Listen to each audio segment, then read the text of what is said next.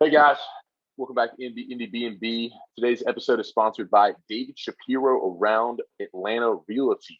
David Shapiro Realty is the best in the business around Atlanta. He knows the perimeter. He knows outside the perimeter. He knows North Georgia. Hell, he'll get you a house anywhere that you want or looking for in the state of GA.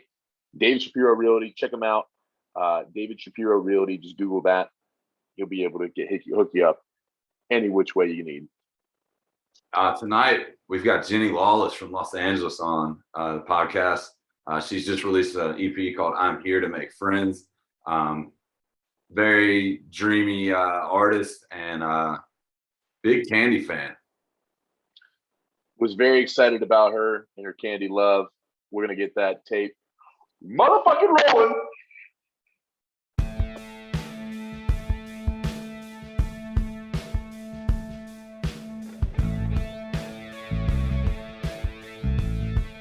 Welcome back to Indiebnb. We're joined today by Miss Jennie Lawless from Los Angeles. How are you today? I'm doing so well. Thanks for having me. Yeah, we are so pumped to have you on here. I can't remember if it was, Grant and I can never remember how we discover the artists that we have on here, but one of us came across your song, I Want to Believe, and we just got hooked. So let's start there. What do you want to believe? So this song is kind of like my tribute to all things spiritual. I've ghosts, tarot, aliens, all of the above. I've always been kind of a skeptic, but also deep down, I really want something supernatural to happen to me so that I can believe in it. And so far, I'm trying to gather as much evidence as I can for it to be real, but nothing has stood out to me as believable from a personal experience standpoint. But I even one year I did a ghost tour in downtown Minneapolis. I led the ghost tour, and I learned all the scary stories about downtown Minneapolis, and I would ask all the participants of the tour to tell me their own personal ghost stories. So I've been gathering all of this data, I guess, because I really want to believe, but I'm still such a skeptic. But also I've gotten more into the spiritual side of life as I've gotten older. Tarot is a great example of that. Astrology. I live in LA. People are obsessed with astrology in LA, especially in the queer community. And I think that's true everywhere in the queer community. People just want to know what your big three are: your moon, your sun, and your rising, I think is what they are. So yeah, that's what the song's about. Long story short. I would have never gathered that literally from that song. So that's why we love doing this podcast. And I also never thought Minneapolis was like a haunted city, apparently. Well, somebody said something really amazing to me in Minneapolis. It was a bartender in a so-called haunted bar, and he said, if there are ghosts anywhere, there are ghosts everywhere. And I love that perspective, because it's oh yeah, shit, duh. So many people have died. If ghosts are real, then they're everywhere. So if you want to believe in ghosts, then it's an exciting prospect. Yeah, I mean, there's people everywhere, so why wouldn't there be ghosts everywhere? Seems logical. So yeah, just doing some basic research on you, saw that you were originally from Chicago, moved to Minneapolis, and then have now gotten to LA. So what kind of took you from Chicago to Minneapolis to LA? Minneapolis felt like a really good stepping stone city.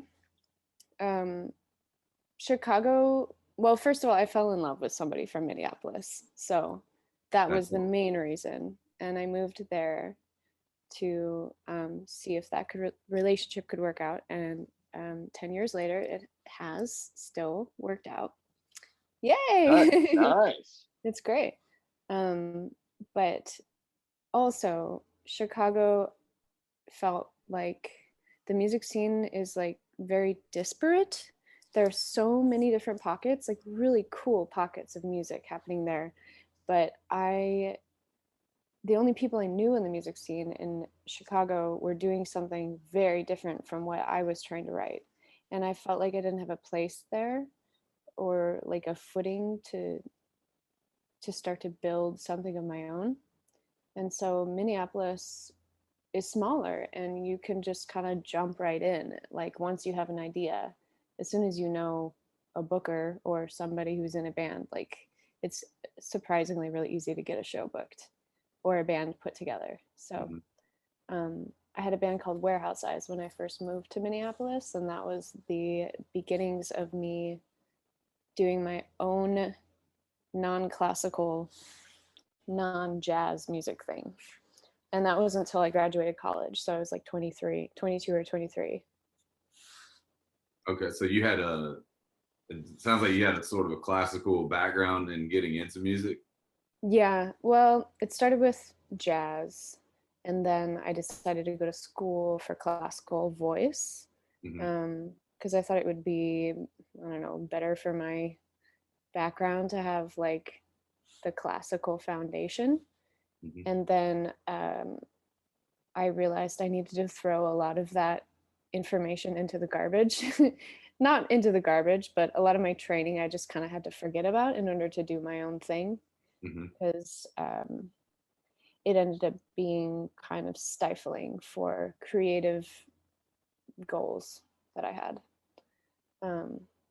I don't regret doing it, but it's definitely not been something that I want to return to. We'll put it that way. Yeah, it sounds like it. We've talked to people before that had some classical training. They said it just kind of, it almost leads you down a scholarly side of music as opposed to the creative side, and it boxes you in. So yes, that's I definitely true. can see where that wouldn't, I mean, not there's anything wrong with having a scholarly side, but it doesn't seem like you're not going to be out playing shows on like a Thursday, Friday, Saturday night on a scholarly side of it, unless you're trying to be in a symphony. Yeah, just recitals and like operas if that's the route you want to go. And I never really wanted to be an opera singer, even though that's kind of what my training was leading me towards. And so, yeah, I think realizing that there's not a lot of creative room in the classical world unless you're a composer, which is not what I studied. Kind of like was a hard truth to swallow once I had already done like 3 out of my 4 years of college. But I like at that point I was like, you know what? Let's move on. Let's finish this out, do what we came here to do, and then figure it out from there. Yeah. So yeah, I finished my degree and didn't do anything with it, classically speaking. Absolutely nothing. I imagine it can't hurt though, having that knowledge back there in the back of your mind. No, yeah, I'm sure it's only helped, you know. Yeah. If anything, just the desire to do the complete opposite, that strong, intense opposition wouldn't be within me if I hadn't done it. Yeah. So, moving into that opposite side of it, what is the creative process for you, writing process for you? How do you come up with your songs? Is it a lyric most of the time, or do you have some kind of instrumental? I mean, people do it all kinds of ways. Yeah, I always try to challenge myself to do it different ways, but the thing that comes to me most naturally is lyric and melody at the same time. And then I try to fit chords in underneath it, and it will just be like I'll just block out like simple chords on my keyboard to figure out a harmonic structure, however the melody dictates, and then sometimes that ends up changing the melody a little bit, but yeah, it's definitely lyrically driven for me. Sometimes I like to write songs to other people's songs, like Stephen Merritt from the Magnetic Fields used to write all of his songs in really loud gay bars. And that's something that really inspires me because it sounds so difficult. Like, how on earth were you writing these cutesy little pop songs? These like simple, like, do you know the Magnetic Fields? Pretty classic, like Personally, 69 love songs. Okay, that's gonna be one of my three. Okay, fair enough. Yeah, highly recommend. Stephen Merritt is such a cool songwriter, very inspiring, super, super simple pop songs that are definitely lyrically driven. And yeah, when I learned that little tidbit of information, I tried to do it.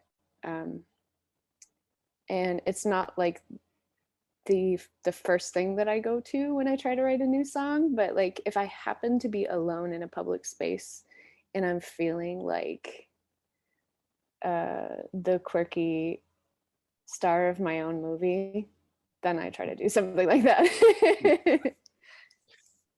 So what were you mentioned Warehouse Eyes earlier. Was that more of a full band, like where everyone was collaborating, or was that more still a solo project? That was me and my partner. Okay.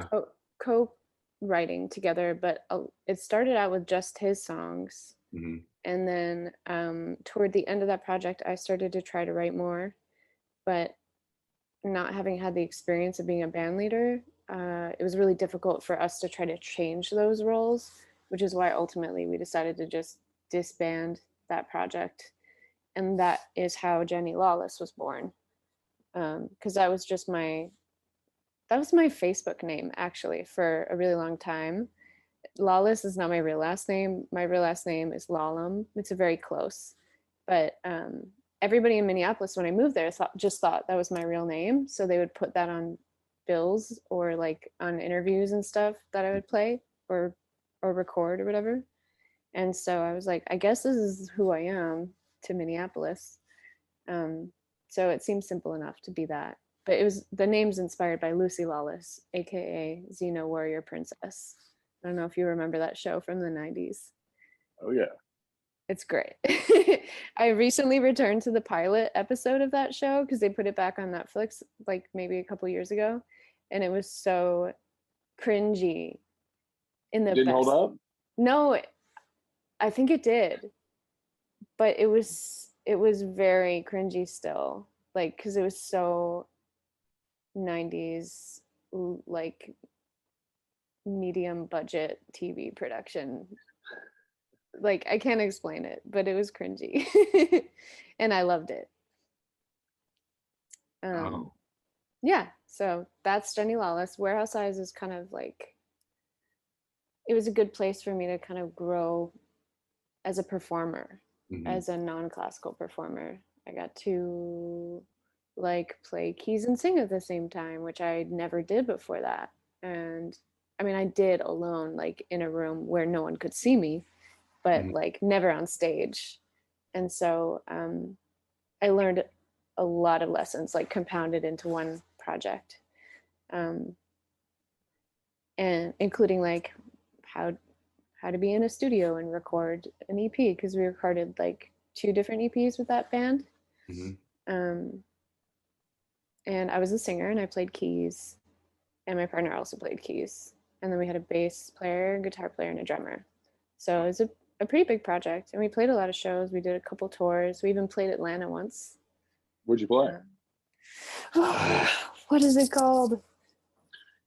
I don't remember. How big was it? It was a medium size, like a small to medium sized venue. And there was a restaurant on one side and a venue connected. Terminal West. Maybe. Let me Google Terminal that. West or It was cool, actually. I think that's Terminal West. The restaurant on one side, you get the station side piece right there, and then there's a wedding venue in there. I don't know about a wedding venue. Oh, it could have been Smith's. Could have been Smith's. Yeah, Smith's Old Bar. Smith's sounds more like it. I think it was Smith's. That's Grant's favorite place on the earth. That is that's a place I spend a lot of time. I'm looking at the pictures. Yeah, that is where we played. We played at Smith's Old Bar. Oh man, I live right down the street from Smith's Old Bar now. I'm a big Smith's guy. That's awesome. I love that you figured out that venue so fast. That is so cool. Yeah, that would have taken me a million years to like search through the old posters. Because that would have been like, I think 2015 or something that I played there. Oh man.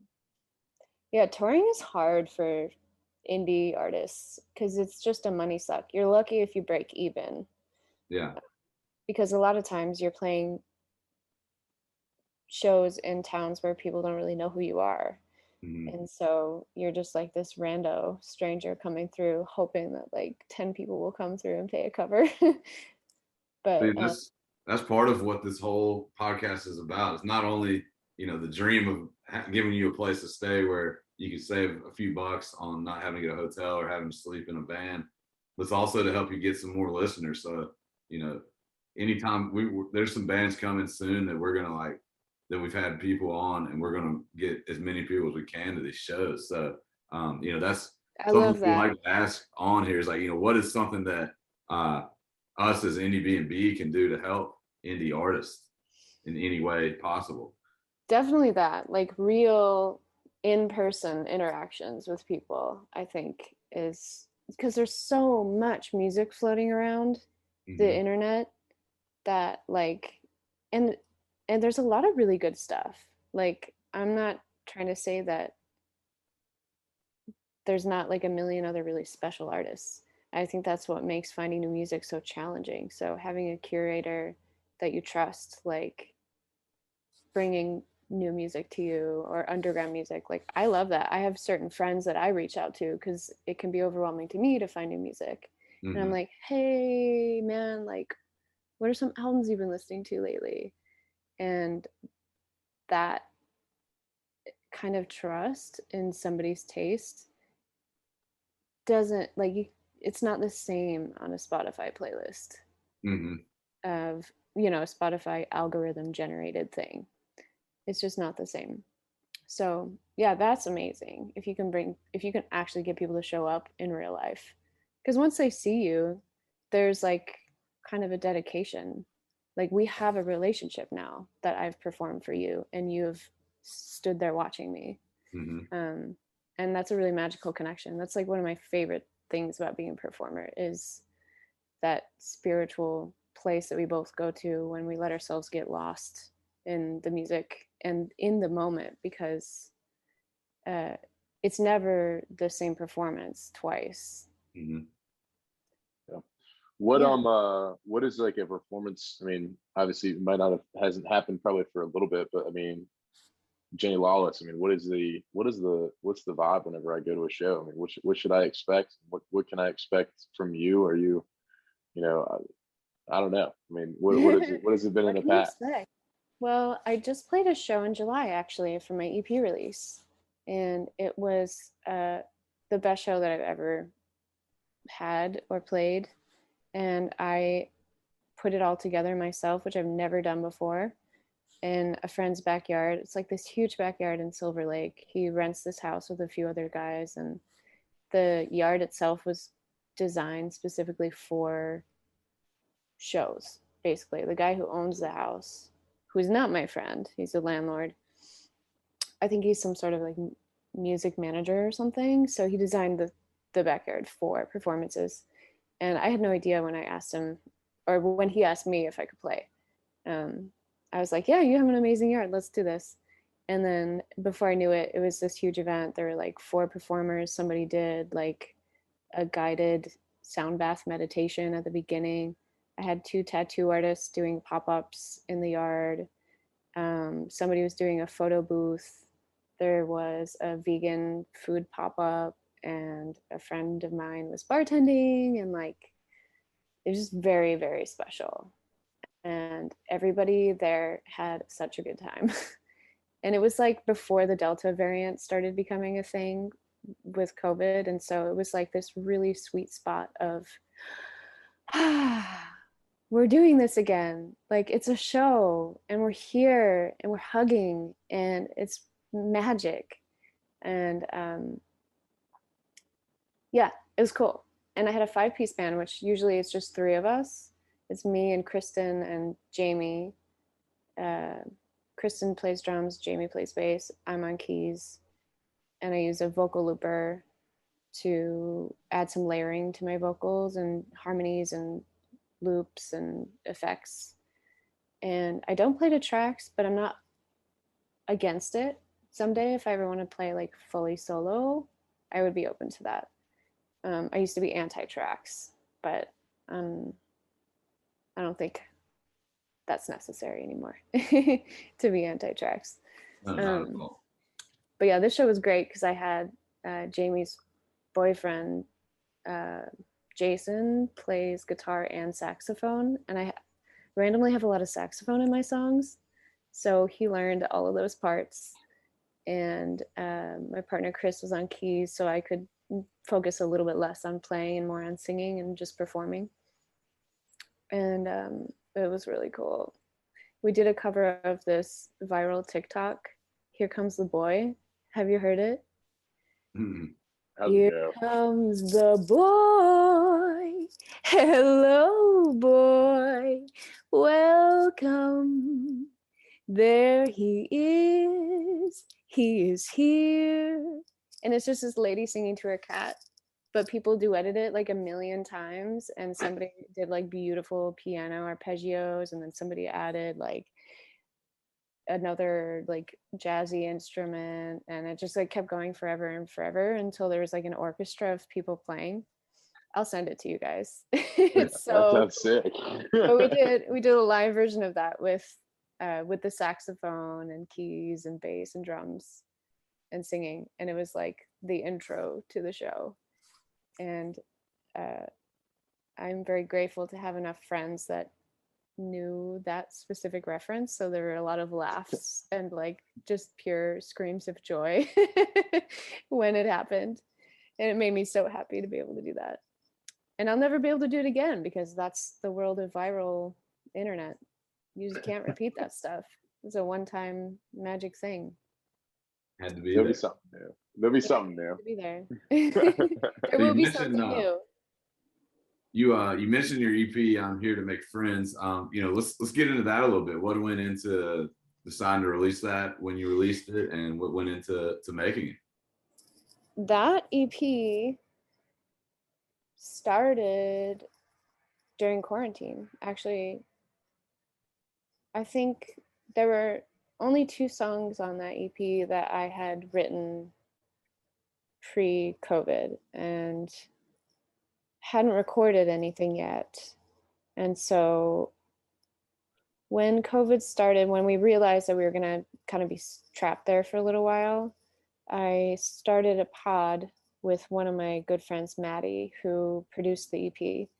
And so I was able to have like a second home by being a pod mate with him, so I wouldn't lose my mind in a 1-bedroom apartment living with another person.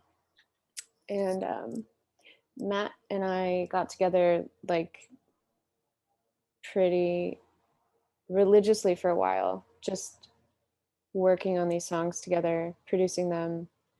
And then I would go and I would write another one, and sometimes I would demo it out first, like a little recorded demo, and then bring it to the table. And one of them we recorded fully together. That's the very last song on the EP. But all the songs on the EP are pretty much like, they're all about relationships of different types. Like the first one, what is my track listing? "I'm Getting Younger." I'm Getting Younger. That's the relationship to self. Mm-hmm. The second one, You Remind Me to Change. That's a relationship to a lover. The third one, Notice a Visit, relationship to community. The fourth one is a relationship to a close friend, Annie. And the fifth one is a relationship to grief, to somebody who's passed. And all of it is introspective, like just that time that that a lot of us were forced to have. Like, you know, I feel lucky in a lot of ways that I was forced into unemployment because I was working in restaurants, like bartending. Mm-hmm. I feel lucky that I didn't have to keep working during those many first months, because I think I really needed some of that quiet introspection, because the world moves so fast and it's so overwhelming, and it's really, really hard to look at yourself in a deep, meaningful way. Um, Even as a songwriter, like I'm already trying to do that. Like most of my songs are me processing something personal, you know, but like these these songs in particular are like pretty raw, and I don't know if I would have like taken them to that next level if it hadn't been for all that time Mm-hmm. just like really you know, staring into a deep ocean of emotions. Yeah. So yeah, I feel lucky that some art came out of it, because I was really trying not to pressure that. And in fact, the EP was done, like fully done by December, but I didn't feel ready emotionally to release it because it felt like there was no reason to do anything, to put anything out, because there was no known future in music. And I was pretty depressed about it, like really depressed. I still get depressed about music like all the time. I cry about it constantly. Music, you know, I don't know if you guys relate. Well, you can see it pour out in your music. I mean, one of the things that really stuck out to me on that EP was, you know, obviously it's got such a sort of, what I kept coming to was sort of a dreamy feel throughout it. But then you get to Simple Crimes, and I just saw like an organic, like rawer side of you that it felt, not that there wasn't emotion running throughout of it, but I could really feel it in that song, and I can tell that. I Yeah, don't know that if one was the one where I really pushed myself, because I never thought I was going to record that song. Mhm. I still don't know if I'll ever be able to perform it live. It's about my brother that passed away like 10 I'm years sorry ago. to hear that. Thank you. And yeah, it's still like, I think grief is something that exists outside of time, where like if something reminds you of a person, it can hit you and it's suddenly like you're there again, like finding out for the first time that they're gone. And that song, every time that I listen to it, I'm like, whoa, like holy shit, this just happened. And I don't know how we did it. I don't know how I was able to sing it. Mm-hmm. And so it gives me this sense of awe, like where did that come from? And who made this? um, which, you know, I think that's the magic of letting yourself get lost in something like Mm-hmm. music or art, um, and really allowing yourself to get raw, because it's fucking scary to be vulnerable. Mm-hmm. It's so scary, but I think it's worth it, because feeling the full range of human emotion is like why we're here. Yeah, and that Why? creates Yeah, the human connection between, you know, like exactly. we may experience it for different reasons, but you know, there's someone out there that can relate to that song perfectly. And you know, I just think Mm-hmm. it's a great song and one of your best songs that you've released that I've heard. So don't be Oh, afraid thank of that you. song is what I I say. really, I'm so surprised. Like, I'm so surprised to hear that people like that song, because it was so scary for me to put on that record. Mm-hmm. Like, I thought it would be too intense. So thanks for saying that. I mean, yeah, it you know, it just was uh, not drastic, but it just was a different side of you, and it just really, when I was listening to you, just really stuck out to me. So great song. I love that song. Thank you. Thanks. Thanks Um, for listening so thoughtfully. It feels crazy to have somebody like know my stuff in that way. well, It's you really just keep special. making, you know, you put out I Want to Believe, it caught our attention. And then, you know, that's part of this was also Grant and I have just such a love for music and finding new artists. and we just send stuff back and forth to each other. So I love that. We're always trying to like one up each other and be like, oh, check out this person. Like, oh my God, you got to listen to this right now. Being able to wear that medal of honor that we were the one to discover it over the other guys. So I totally relate to that.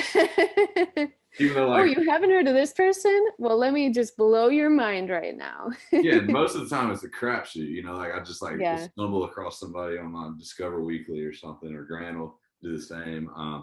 Yeah, I was talking shit about Spotify the other day, but I totally do use Discover Weekly because you don't always get to have a friend like Grant. Exactly. That's sending you stuff. Exactly. And we have just different enough taste that like we get a pretty broad spectrum. It's not just like we have the same Discover Weekly. That's cool. Now there have been ones where like Tash has like put something on there, and I've been like, I was literally putting that on. Like we have like a shared playlist for our like when we do the Instagram posts, and like I've been like literally about to put something on there. He already put it on there. I go, dude, I was about like this song was like in my queue. Like I was about to put this on there when I heard it, and he already hit it on there. So that's so cool. Yeah, it's kind of fun. We're kind of in sync like that. But then also like I like something slower. Tash likes some stuff more punky. Like it's all good that we can kind of vibe off different stuff. I love that. That's so cool. Yeah, so we definitely. That's what's so special about human playlists. Exactly. Humans are more diverse than the algorithm. Making playlists and putting out our song of the day is like the highlight of our day. I don't even know if people check them out, but I know that he and I check them out, and that's all that matters. And like I said, you're always going to have at least 2 fans in Atlanta with me and Grant, so you can take that. I love that. That's amazing. Actually, my one friend I reach out to for music recommendations moved here from Atlanta. People from Atlanta have good taste. Something in the water. Must be the Chattahoochee. Must be that Chattahoochee. But yeah, with that, I think it might be time to slide on over to Pete Peterson's party pack of questions. Yeah. Yep. Let's hop in here. I'm gonna get my notebook ready. This is where we really find out. Wait, so who's Pete Peterson? All right, so Pete Peterson, I like kind of created this persona. So if I was ever like, I love like the UFC and fighting, and I go like, I would never fight under my name because my mom wouldn't let me. So like I was like, you know what? I think like if I were to fight, I'd be Pete Stonehands Peterson, and like because my middle name's Stonehands. Yeah, it's like but like I kind of created this Pete Peterson moniker, and like he's a really fast talking guy, you know what I mean? And so like we'll I love it. Get it going. So it's okay. Like so I'm about to meet Pete. Yes. Yeah, you're gonna meet Pete. I mean, it's Pete's me, but it's Pete. Come on. Okay. We're also going to find out who Jennie Lawless really is. These are some true. These questions here. These questions. I'm so slow. I'm usually like a really slow responder to questions. So let's see how fast I can answer with my subconscious. Okay. All right. Here we go. Well, Pete Peterson's party pack questions. 20 questions right in a row. Right now. Here we go. Chips or pretzels? Chips.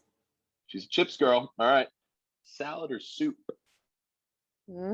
Soup. Oh, she likes the hot soup. Here we go. All right. Are you going to have a taco or a burrito? Taco. Tacos from California. LA, they love the tacos there. LA. Queso or guac? With guac. Salsa. Okay. Used to be queso, but I just really a month ago discovered I'm lactose intolerant. All right. So now we're on the guac. Change your answer quickly. Yeah. All right. Popcorn or candy when you're at the movie theater? What are you going to? Oh my God. Popcorn. All right. She's the land of film. If it wasn't a movie, I would say candy. Okay. All right. We'll come back. Am I allowed to say this, or do I just have to be fast? No. Okay. We love the answer. No. Okay. All right. Do you believe in aliens? I think we went over this earlier, but I mean, I just want to make sure we got the correct. I want to believe. She wants to believe. Grant. Come on.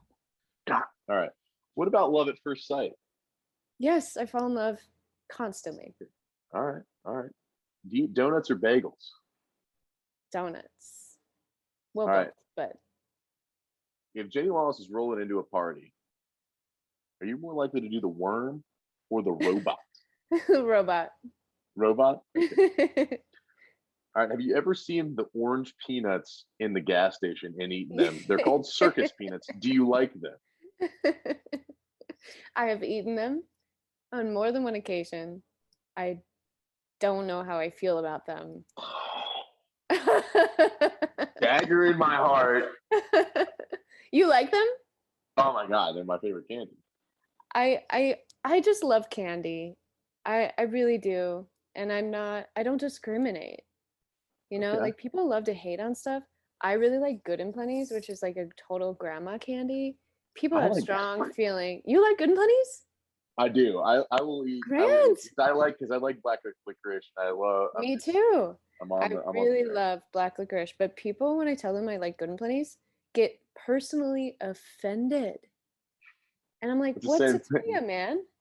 That's how he is with circus peanuts. We're all That's how people get mad. People Gross. get mad at me for eating circus peanuts. I showed them my office circus peanuts. They laughed me out of there. But all right, No, I if you handed me some circus peanuts, I would eat them, and I probably would have fun. that's what I'm talking about. All right. Do you think robots are going to take over the world? I fear it. Okay, but you don't think it's going to happen? I mean, I think it's very possible because they keep getting smarter, like AI, Yeah. you know. The more information we feed it, the more it becomes like us. But I mean, I don't know. I don't know if like a Black Mirror future is really gonna happen first before the world burns and we're not around anyway, you know? Take ourselves out first. Yeah.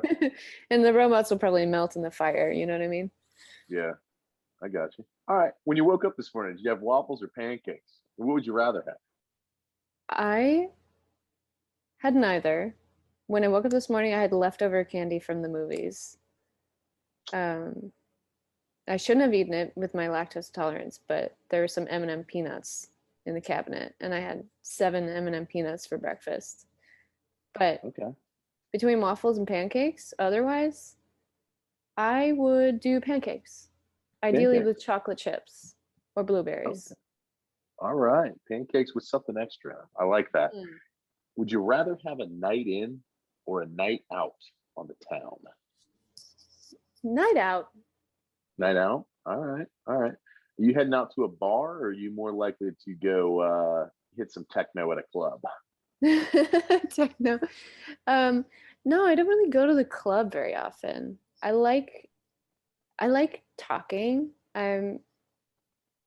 I'm pretty extroverted, so like if I can hear somebody speak, then I'm more likely to be enjoying myself if I can I actually have a love it. conversation. But I do love to dance. I really like to dance. So like bar, get to know somebody, hang out, get a little tipsy, then go dance. I like it. That's a good formula. That's a formula I've followed many times and have had a lot of Yes. success with. So Great Also done it formula. in reverse. What? what? He's also done it in reverse. You've done it in reverse where you went dancing first and then chilled at a Then got drunk, then just chilled. then got drunk after dancing. That's a bold move. I should try it. Actually, I've been thinking maybe it'd be fun to go dancing and not have any alcohol because I don't feel like I don't want to rely on alcohol for social settings. And I don't need it because I'm a bartender and I'm not drunk when I bartend. So I know I'm capable of having a good social interaction without it. But dancing is like, you know, you got to really lose yourself in the moment and not worry about what people are thinking about you. You gotta play the right tune for me. I mean, it'll That's get going though. exactly what it is. It's got to be the right music. Yeah. All right. Whenever you're serving or whenever you're consuming, I mean, beer or wine, what do you prefer? Wine is a more recent thing for me. Okay.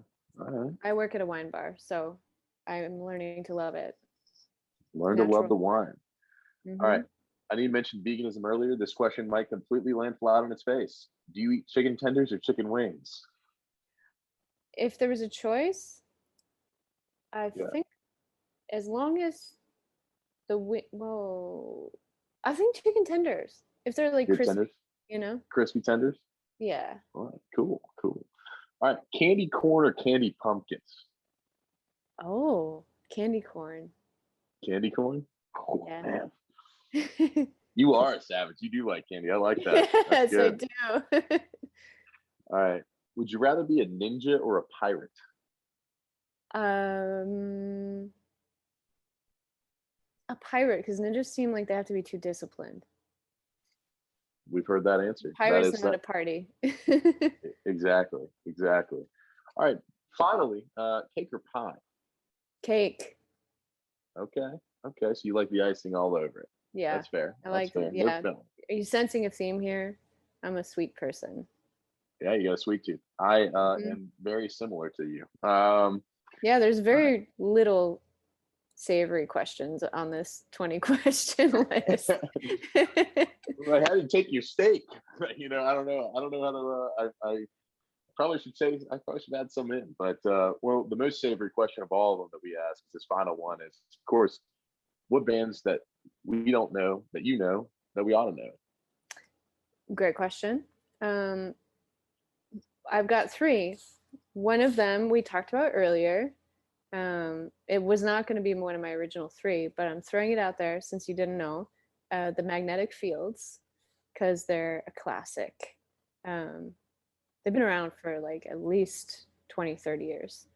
And they have an album called 69 Love Songs, and they're all like really short, super short songs, like 2 minutes probably. So yeah, start there with them. And another band whose album I cannot stop listening to lately, it's either Cat or Kate LeBon, Catelebon. The album is called Reward. There's horns all over the place, like otherworldly kind of vocals. It's really playful. There's a song called Sad Nudes. She sings about sad nudes in my room. I love that because the songs, they sound out of time in a way because there's not a lot of like synthesized electronic kind of sounds on there, but then you hear like an incredibly modern lyric like that, and you're like, whoa, what? This song's from 2019. Oh my god. I would love to see her perform. There's some real magic happening, especially in that record. And then third band is a new-ish project that I play keys in. It's called Norrie, Norrie. And their LP is dropping next month, September 10th, I think, if that's a Friday. Yep. Yeah, it's my partner's project, and I've heard the songs a million times, and I could hear them a million more times. They're so layered and cinematic and full of depth, and the lyrics are just like next level. Like, talk about being inspired constantly by somebody. Like, it's hard not to feel a little bit lyrically self-conscious around somebody that's that lyrically skilled. So very highly recommend, worth a listen. I think there's a few singles out already for Norrie. All right. Yeah. Awesome. So we get the Magnetic Fields, Kate LeBon, and Norrie as our 3 here. So we will definitely be checking them out. And if we get some love on our post from them, we will definitely say that, hey, Jennie sent us. So come on the pod. Come on the pod. Yeah, for sure. Well, Tash, I'll toss it back to you, wrap us up here. And yeah. Bed. Well, Jennie, it's been a pleasure having you on. To everyone out there listening, go out, check out Jennie's newest EP, I'm Here to Make Friends. It's, I think, available anywhere that you can listen to music. Also, check out Norrie with Jennie on there, rocking the keys. And like I said, just been a pleasure to have you on, and hopefully you can get back on the touring bus, and Grant and I can come scream in your face while you sing to us. Yes. I would love to meet you guys. You are so much fun. Thank you for having me on. This was really Of course. fun. Thank you. Of course. All right. Thank you. See you in Atlanta. See you in Atlanta. Bye. Bye.